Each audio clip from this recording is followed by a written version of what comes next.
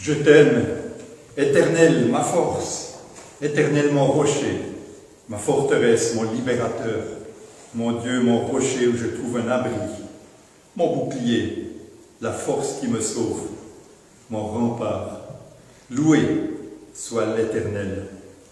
C'est sur ces paroles de David que je vous accueille, que je vous salue tous ce matin, que vous soyez présents ici,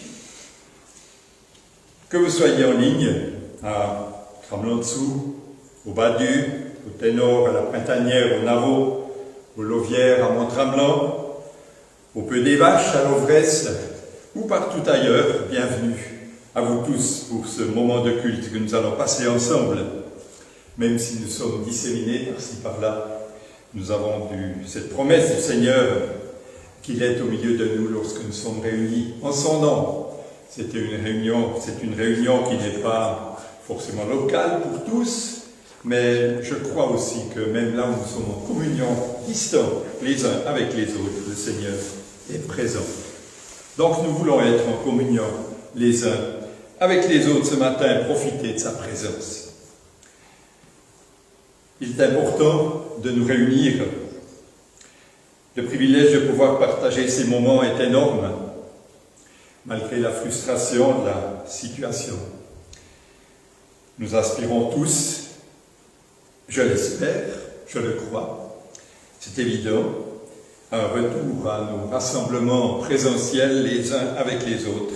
Il manque effectivement une dimension tout à fait réelle à ces rencontres que nous avons ces semaines-ci, ces mois-ci. Mais je crois aussi que le Seigneur tient compte de cela. Et puis, nous voulons nous inviter mutuellement à nous approcher de notre Dieu en chantant le cantique. Et le cantique « Ô viens devant le Saint Trône ». C'est dans le Gemme 2, 587. Et là, je vous invite à chanter tous, où que vous soyez, dans vos maisons, en pyjama, en train de déjeuner, ou déjà prêt, ou déjà sur la route, je ne sais pas. Mais nous voulons chanter tous ensemble. Ce n'est pas moi qui vais chanter seul. C'est peut-être moi qu'on verra le mieux. Mais nous voulons nous adresser à chacun pour l'inviter à venir devant le trône du Père.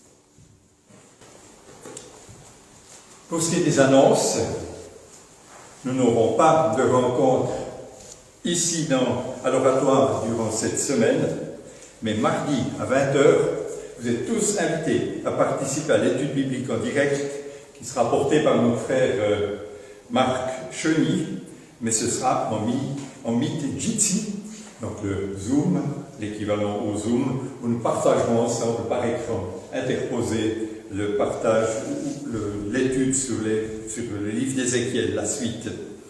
Alors, pensez-y, mardi à 20h. Et puis dimanche prochain, il y aura un culte qui sera retransmis comme celui d'aujourd'hui. Ce sera Claude-Henri Gobat qui apportera le message, qui sera ici pour apporter cette prédication. Pour ce qui est des nouvelles, continuons de penser à Daniela qui est au home maintenant depuis quelque temps. Et pensons à tous ceux qui ont été touchés aussi particulièrement dans ces temps, un peu particuliers ou même très particuliers pour certaines familles.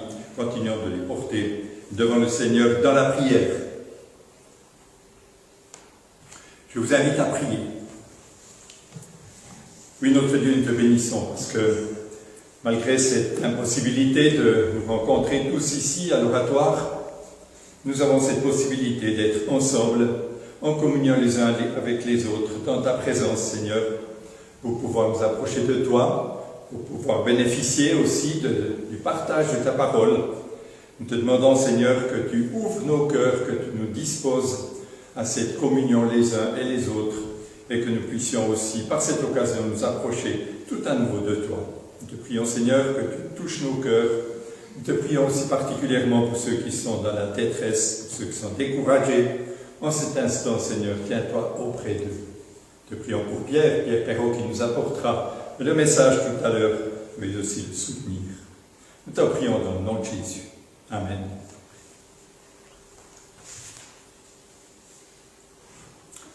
Une petite exhortation en guise d'introduction. Je ne veux pas faire une étude biblique, mais simplement partager avec vous quelques éléments ou quelques paroles de David. David qui nous invite à la présence du Seigneur, à entrer dans la présence du Seigneur. Au psaume 36, les versets 6 à 10.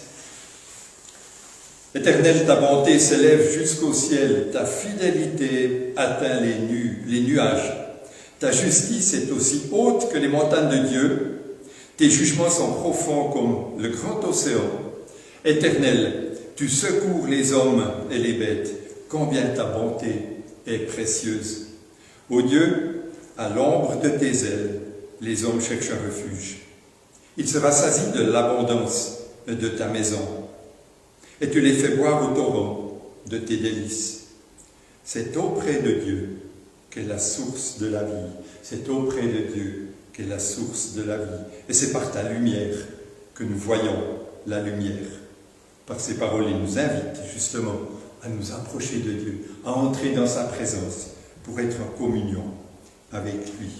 Le psaume suivant, le psaume 38, il y a aussi un verset qui va dans ce sens, toujours de David, verset 22. « Ne m'abandonne pas, Éternel, mon Dieu, ne t'éloigne pas de moi. Viens vite à mon secours, Seigneur, mon salut.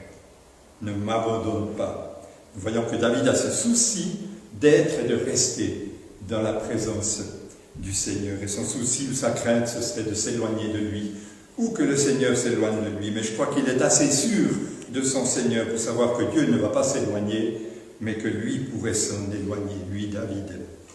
Et puis encore au psaume 40 aussi, quelques versets. « J'avais mis mon espérance en l'Éternel et il s'est penché vers moi. Il a écouté mes cris. Il m'a retiré de la fosse de destruction, du fond de la boue. Et il établit mes pieds sur le rocher. Il a affermi mes pas.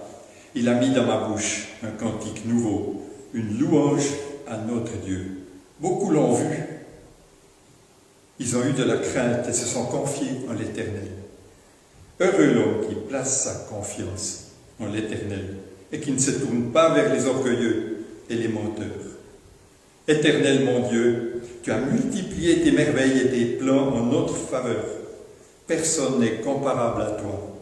Je voudrais les raconter et les proclamer, mais leur nombre est trop grand pour en faire le compte.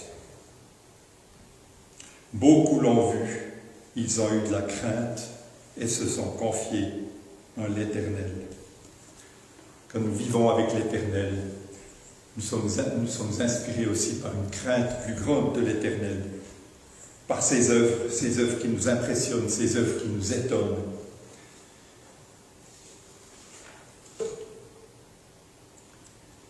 Il parle aussi de faire les comptes, de faire le compte des bienfaits de l'Éternel.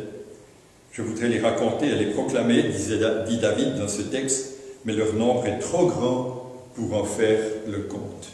Il a au moins essayé d'en faire le compte, David. Ce n'est pas forcément naturel. Vous vous souvenez des 4 lépreux qui ont été guéris, un seul et retourner vers le Seigneur pour le remercier.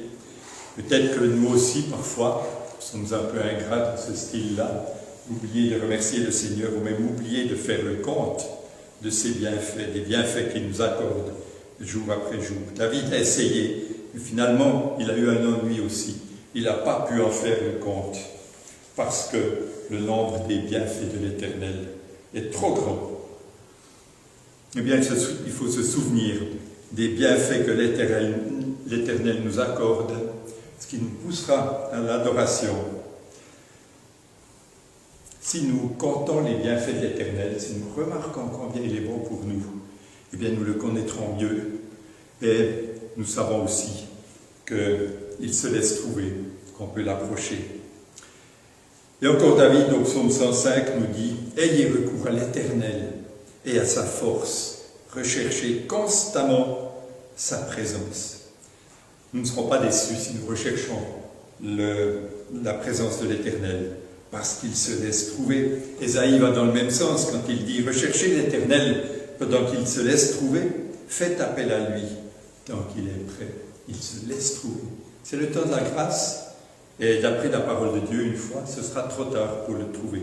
Cherchons donc la présence de l'Éternel pour nos vies.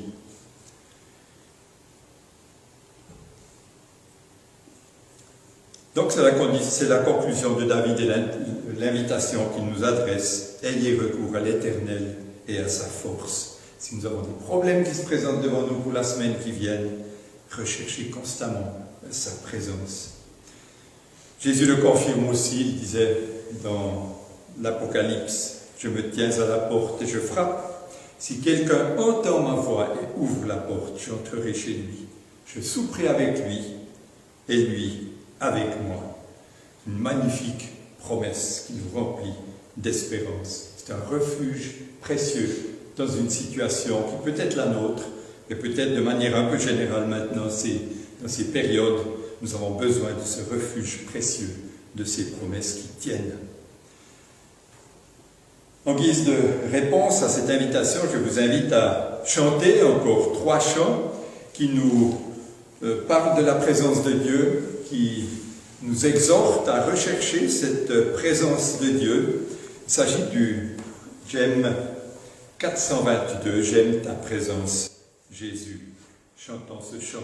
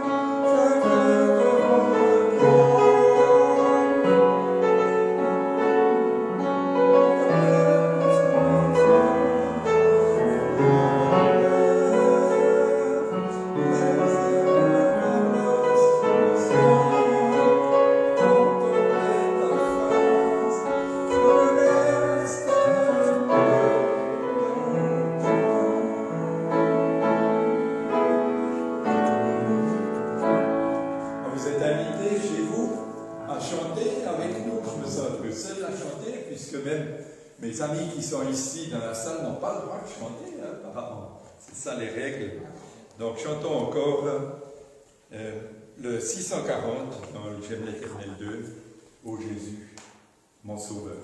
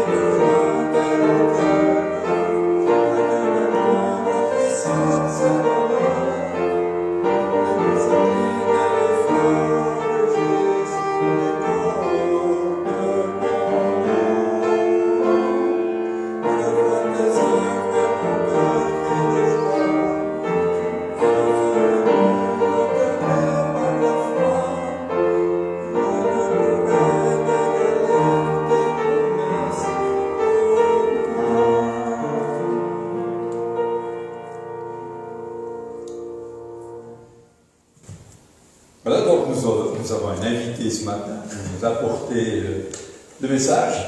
Je me réjouis de t'entendre, Pierre Perrault de Moutier, que vous connaissez tous, retraité, mais il fait toujours un peu des exceptions pour rendre service. Merci Pierre. Je te laisse la parole.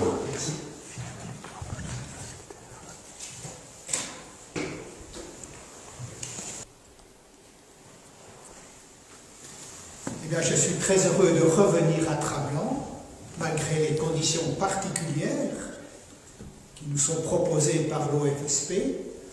Ça fait quelques mois que je n'avais pris le chemin de Trablant. Je suis très heureux de pouvoir participer à ce culte.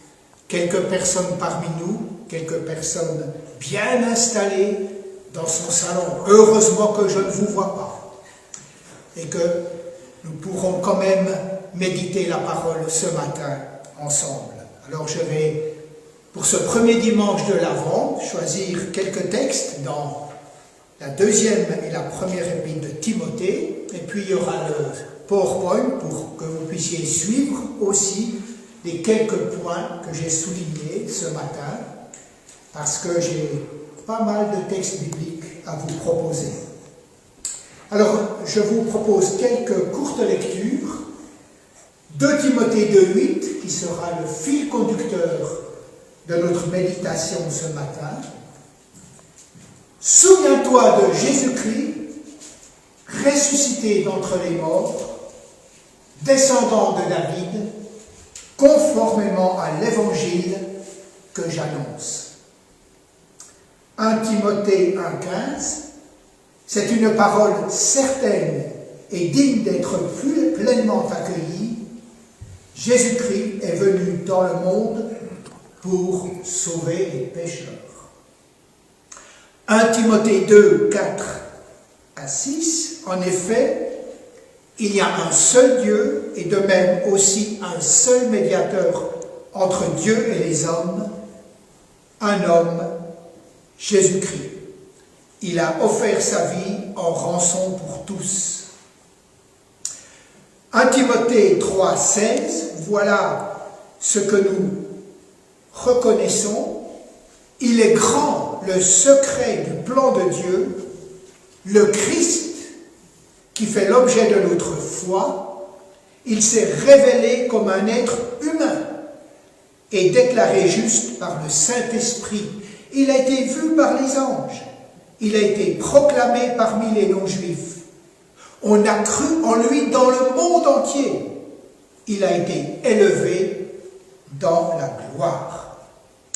Et pour terminer, je propose encore 2 Timothée 1, versets 8 à 10, tirés de la Bible du Semeur.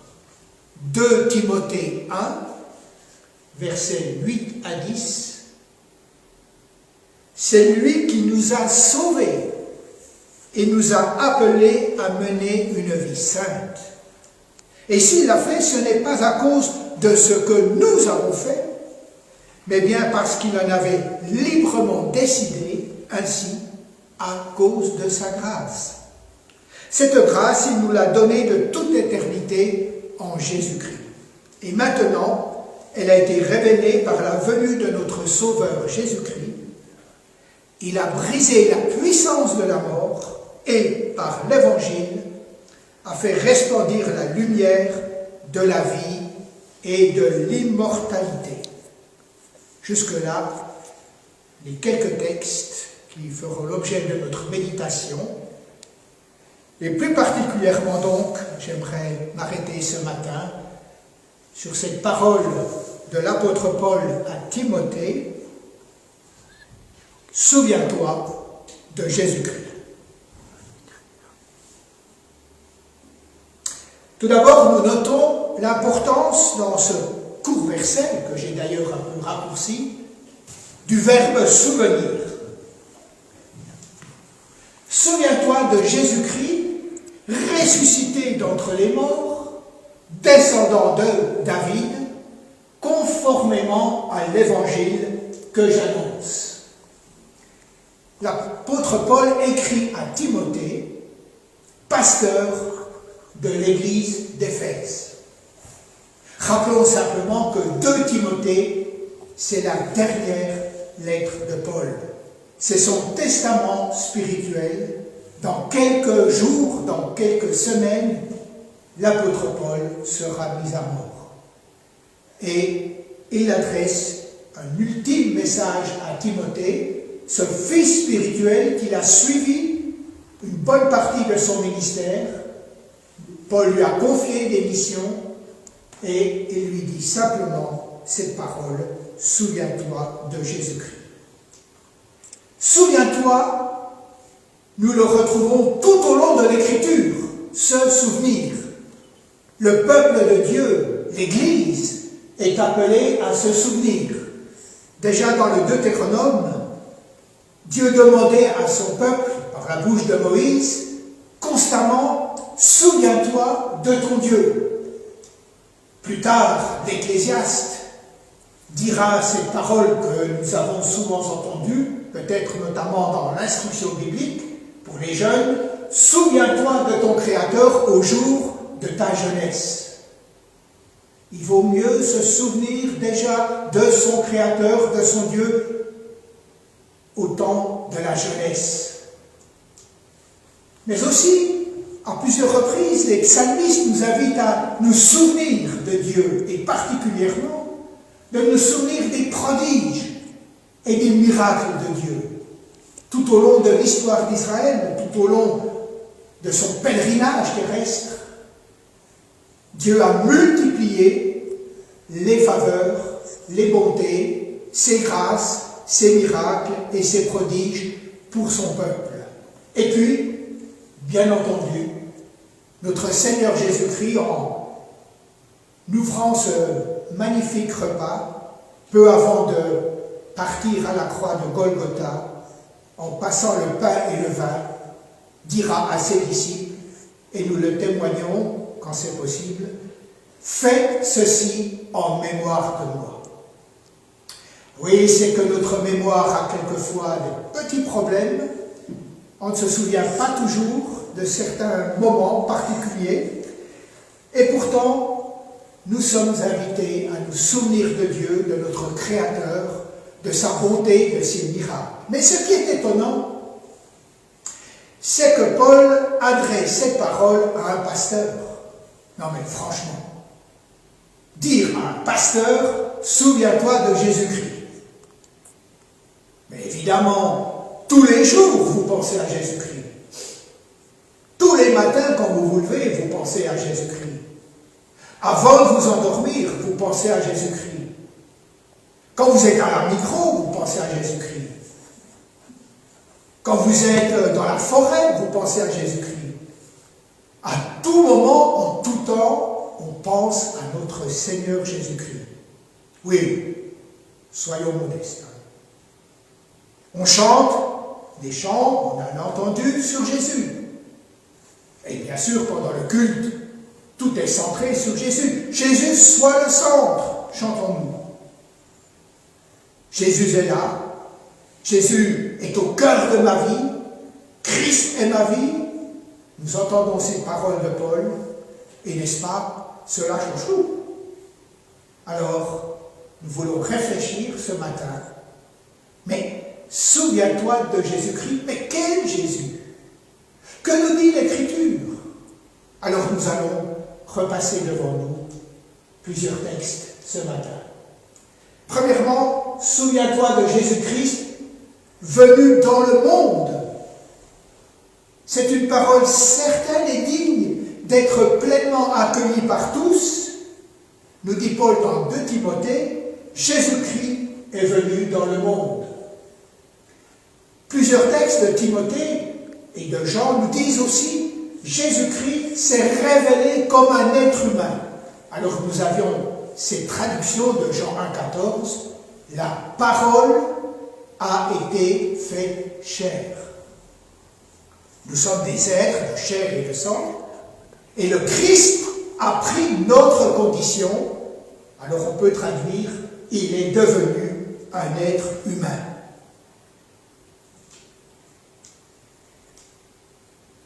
Dans le grand cantique de Colossiens 1, qui parle de la grandeur de Christ, du Christ qui était là de tout temps, l'apôtre Paul nous dit qu'il est l'image du Dieu invisible. Souviens-toi de Jésus-Christ venu dans le monde.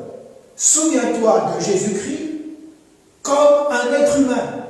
Souviens-toi de Jésus-Christ, l'image du Dieu invisible.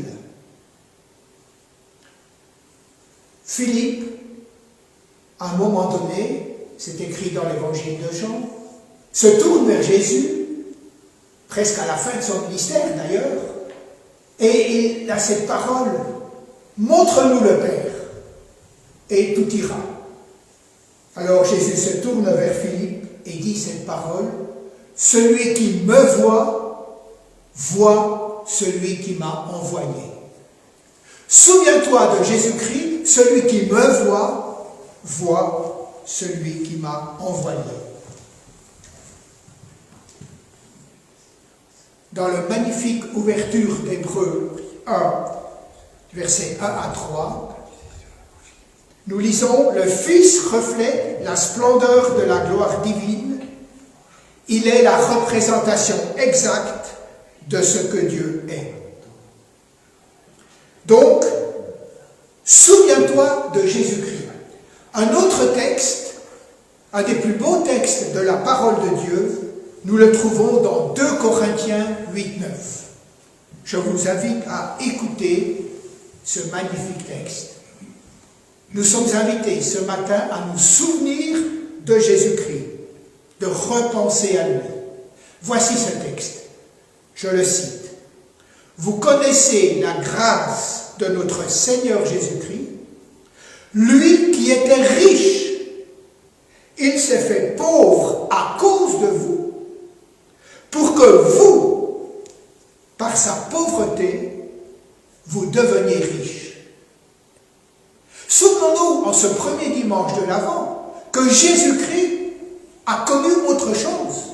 Avant de venir sur cette terre, il était riche de la gloire de Dieu, de tous ses attributs, dans cet univers glorieux du ciel. Le souvenir du Christ, c'est qu'il est descendu sur cette terre. Il s'est fait pauvre pour nous en prenant ses habits d'humanité, en renonçant quelque peu à sa gloire, pour devenir simple serviteur, homme parmi nous, obéissant jusqu'à la croix.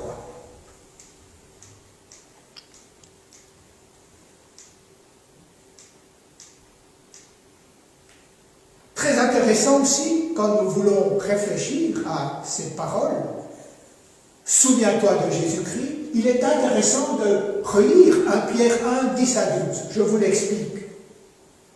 Dans ces quelques versets, Pierre parle du travail de recherche des prophètes tout au long de l'histoire biblique, tout au long de l'histoire du peuple d'Israël, pour connaître les temps, les circonstances de la venue de Jésus-Christ. Et l'apôtre Pierre nous dit que l'Esprit était en eux. Ils ont réfléchi, pensé, écrit à cette venue de Jésus-Christ. Ils ne l'ont pas vu, mais ils l'ont pressenti.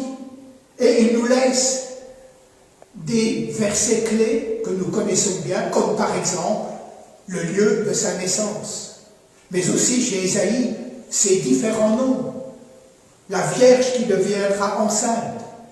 Et j'ai un livre, voyez-vous, un livre qui date de 1856, un bon vieux livre, qui nous dit comme thème « Prophétie sur Christ le Messie ». Vous voyez, on voit que c'est un bon vieux livre.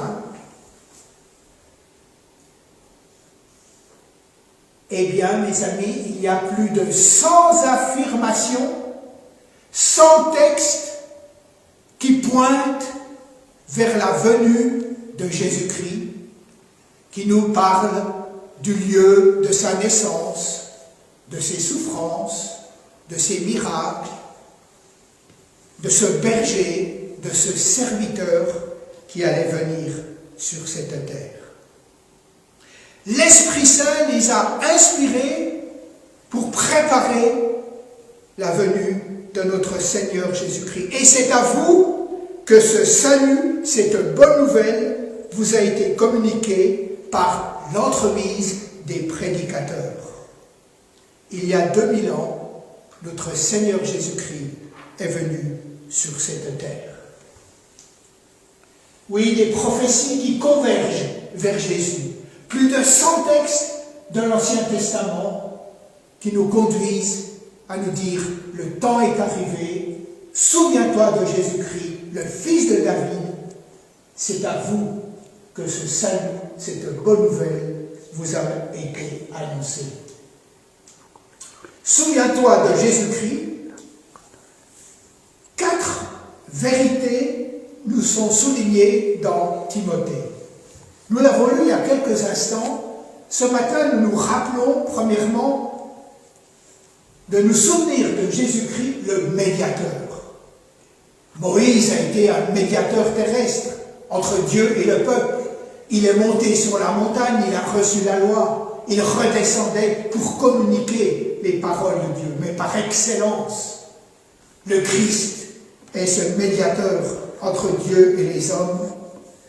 Un médiateur qui va offrir sa vie.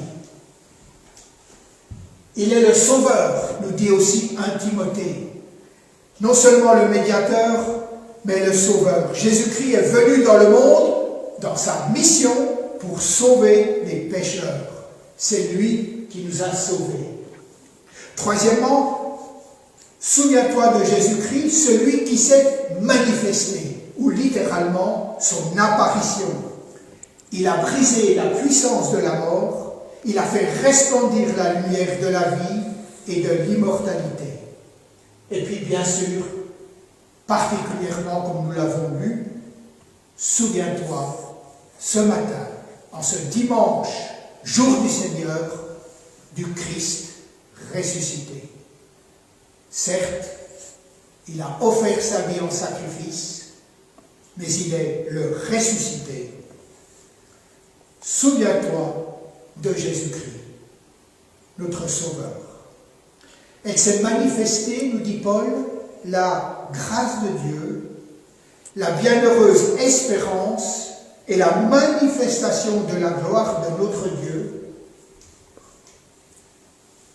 Jésus-Christ s'est donné lui-même pour nous délivrer de tout mal. L'apôtre Paul nous dit, Jésus-Christ, le Fils de Dieu, est le oui qui confirme toutes les promesses de Dieu. Mais poursuivons notre réflexion. Souviens-toi de Jésus-Christ, mais quel Jésus? Repensons aux évangiles. Souviens-toi de Jésus-Christ, où la parole de Dieu nous dit qu'il a été plein de grâce et de vérité, Et devant ces actions, les foules pouvaient quand même dire « Il fait tout à merveille ». Oui, après ces années de ministère, alors qu'il est réuni avec ses disciples, souviens-toi de Jésus-Christ qui a dit « Comme je vous ai aimé, aimez-vous les uns les autres ». Quand il a lavé les pieds de ses disciples, lui qui a toujours aimé les siens, il les aima jusqu'à la fin. Frères et sœurs, rappelons-nous, souvenons-nous du Christ et de son amour. Il a toujours aimé les siens, il les aima jusqu'à la fin. Il nous demande, comme je vous ai aimé, de nous aimer les uns les autres. Oui, nous avons ce beau texte de 1 Pierre 2, 21 à 24 que j'aimerais remettre sous vos yeux ce matin. Merveilleuse épître de Pierre, que nous méditerons peut-être dans quelques jours. Il a souffert pour nous. Il a connu la souffrance, mais nous dit le texte, il n'a pas commis de péché et il s'en remettait à celui qui juge justement. L'apôtre Pierre décrit un Christ souffrant, un Christ insulté qui ne rendait pas l'insulte. Quand on l'a fait souffrir, il ne proférait pas de menaces, mais il s'en remettait à celui qui juge justement. Aucune menace n'est sortie de sa bouche. Et l'apôtre Pierre nous dit ce matin, pour nous-mêmes, le Christ nous a laissé un exemple pour que nous suivions ses traces. Qu'est-ce que cela veut dire? Nous n'irons pas tous à la croix, nous ne mourrons pas tous martyrs, ou même peut-être pas de persécution, mais suivre les traces de Christ. Son exemple de maîtrise de soi, son exemple de douceur, son exemple de patience, son exemple de bonté. Suivre ses traces et aimer notre Seigneur, méditer sa parole, comme lui a médité la parole. Être nourri quotidiennement par cette parole qu'il n'a cessé de transmettre à ses disciples. Suivre ses traces, c'est entendre ce qu'il a dit, je suis venu non pour être servi, mais pour servir. Soyez mes serviteurs, car moi, je suis au milieu de vous comme celui qui sert. Oui, frères et sœurs, je me souviens ce matin du Christ, quel exemple de service. Celui qui s'attache au Seigneur est avec lui un seul esprit. Votre corps est le temple du Saint-Esprit, cet esprit qui est en vous et que Dieu nous a donné. Enfin, troisième point, souviens-toi de Jésus-Christ. Partons à la découverte de l'Épître aux Hébreux maintenant, car l'auteur de l'Épître aux Hébreux nous dit « Jésus-Christ est désormais couronné de gloire et d'honneur à cause de la mort qu'il a soufferte. Lui, du fait qu'il a souffert lui-même, peut secourir ceux qui sont mis à l'épreuve. » Aussi, constamment, tout au long de sa lettre, l'auteur de l'Épître aux Hébreux nous dit « Considérez Jésus ». Il ne nous dit pas « Souviens-toi de Jésus-Christ », mais « Considérez Jésus ». L'apôtre, l'envoyé de Dieu, le grand prêtre de la foi que nous proclamons. Et au chapitre 12, ces premiers versets que nous connaissons si bien, l'auteur de l'Épître aux Hébreux nous dit « Gardons les yeux fixés sur Jésus, celui qui nous a ouvert le chemin de la foi. et qui nous la porte à la perfection. Il a souffert, il a enduré la mort. Considérez Jésus, gardez les yeux fixés sur Jésus, pensez à Jésus, nous dit l'apôtre qui a écrit cette lettre, pour que vous ne vous laissiez pas abattre par le découragement, ce qui pourrait nous guetter dans cette période bien particulière que nous vivons depuis plusieurs mois. Considérez, gardez, pensez à Jésus pour que vous ne vous laissiez pas abattre par le découragement. Alors, frères et sœurs, nous voulons conclure avec ces paroles. Souviens-toi de Jésus-Christ, lumière du monde. Que Dieu nous donne la force de marcher dans la lumière, à sa lumière, dans sa lumière, pour être, comme le disait Jésus, des enfants de lumière. Souviens-toi de Jésus, le prince de paix. Le prince de paix qui est venu casser ce mur entre juifs et non-juifs et apporter la paix véritable, mais qui nous aide aussi à vivre dans la paix et à procurer la paix autour de nous. Souviens-toi de Jésus-Christ, source de vie, comme nous l'avons entendu par le psaume 36 tout à l'heure, qui nous invite constamment à puiser dans cette source d'eau vive, comme le rappelait Jérémie. Souviens-toi de Jésus-Christ, le pain vivant.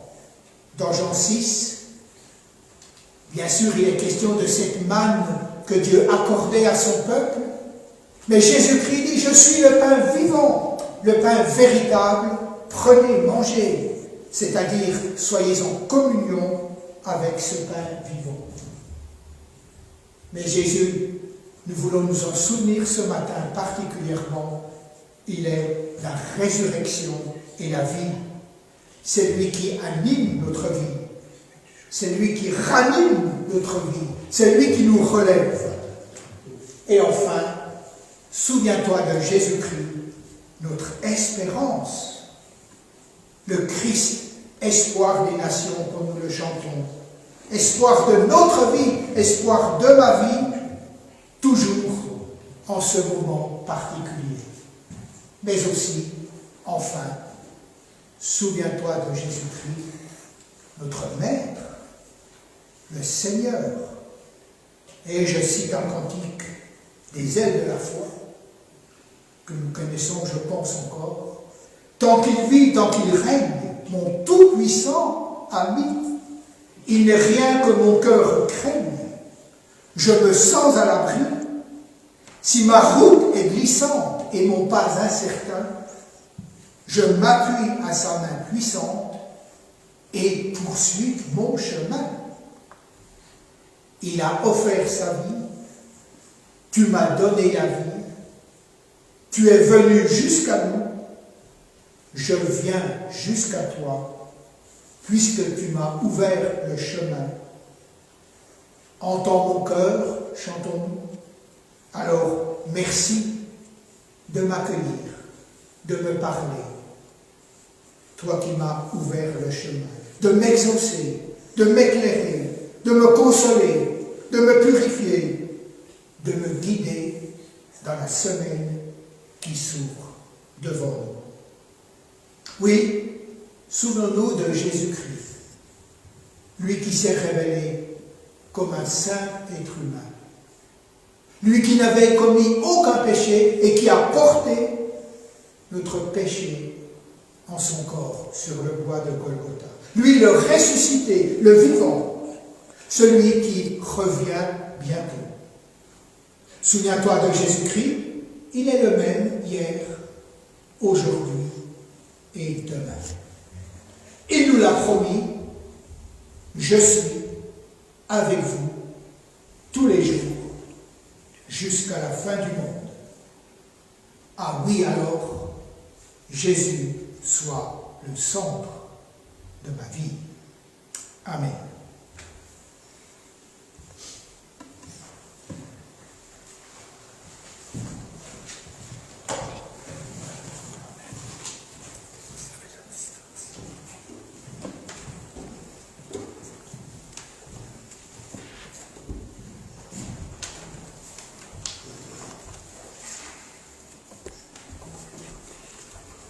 Merci Pierre pour cette exhortation, cette invitation à nous souvenir de ce que Christ a fait. Effectivement, l'œuvre de Christ est essentielle pour le monde, pour chacun, mais particulièrement pour nous chrétiens, enfants de Dieu. Et nous voulons nous en souvenir. Nous avons tout au cours de notre vie des éléments qui nous permettent de nous en souvenir, ce cantique, comme tu l'as cité tout à l'heure, mais aussi les fêtes dans le courant de l'année. Nous sommes entrés aujourd'hui dans la période de l'Avent. La petite bougie allumée nous le témoigne, mais par, comment il faut dire, de manière parfaite, le souvenir de Jésus-Christ nous est rappelé par la scène que le Seigneur a voulu lui-même pour que nous souvenions de son œuvre.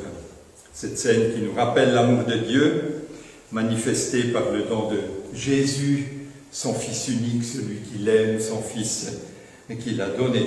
Il a pris sur lui, Jésus a pris sur lui notre condamnation, et il a tout accompli pour nous réconcilier avec le Père, parce que par nos fautes, par nos péchés, nous sommes tous coupables.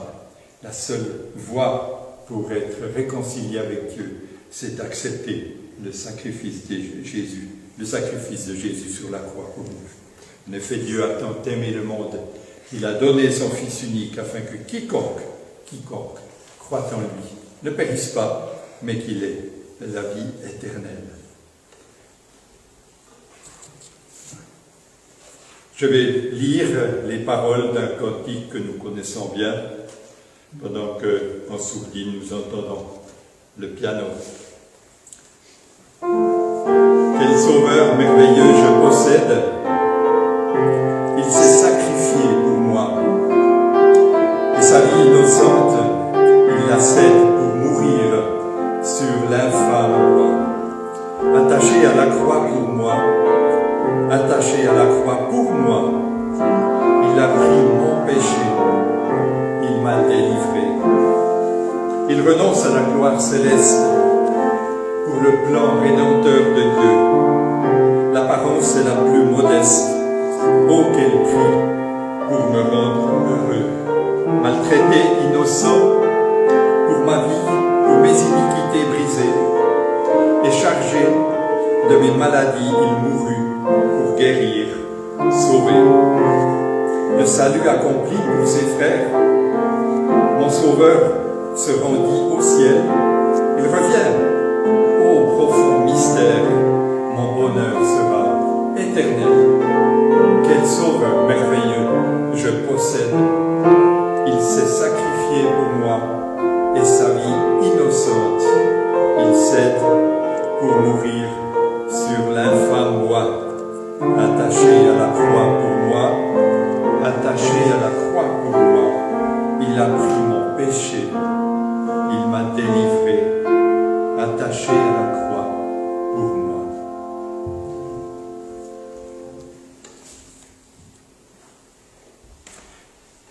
La scène que nous aimerions tellement à nouveau prendre ensemble ici nous rappelle aussi qu'un jour nous pourrons la prendre même au ciel, en présence de Jésus. Il l'a promis à ses disciples. Et nous avons cette parole, la parole de Dieu qui l'affirme. Quelle espérance pour nous. Je vous invite maintenant, où que vous soyez, à prendre 2 minutes. 2 minutes pour prier, dans le silence.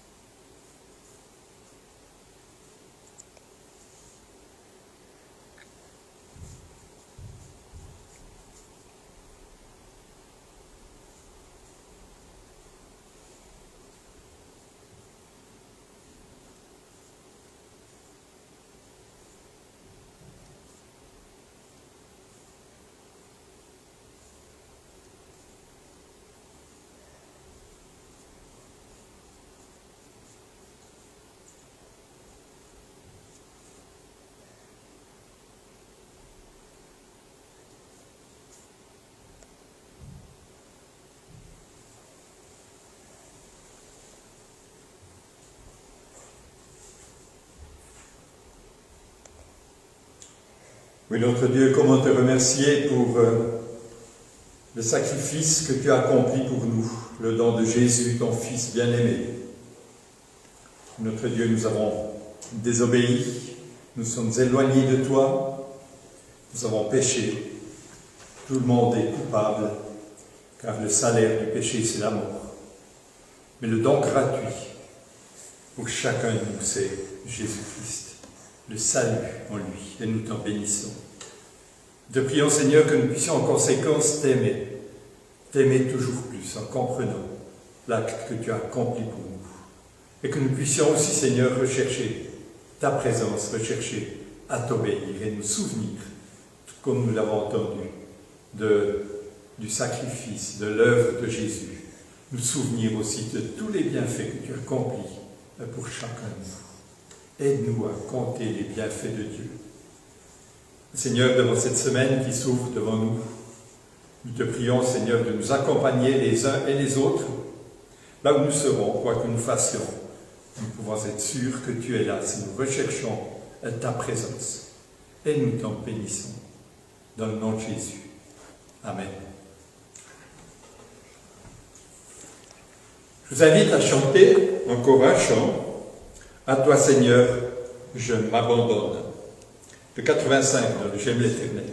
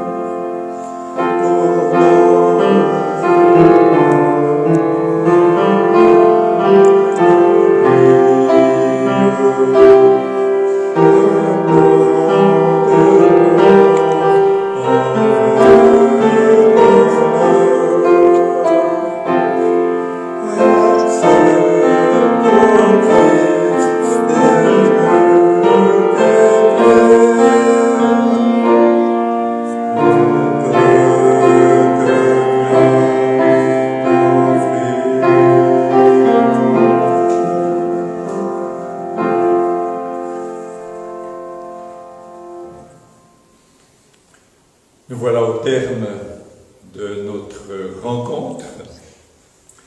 Je voudrais remercier Léna qui a été debout durant tout le culte pour tenir la caméra, pour filmer ce culte.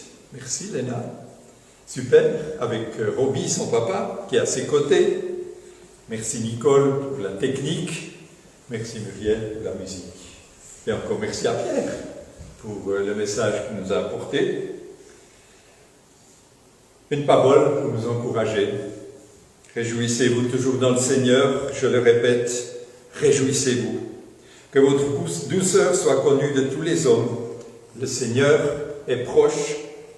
Ne vous inquiétez de rien, mais en toute chose faites connaître vos besoins à Dieu par des prières et des supplications, dans une attitude de reconnaissance.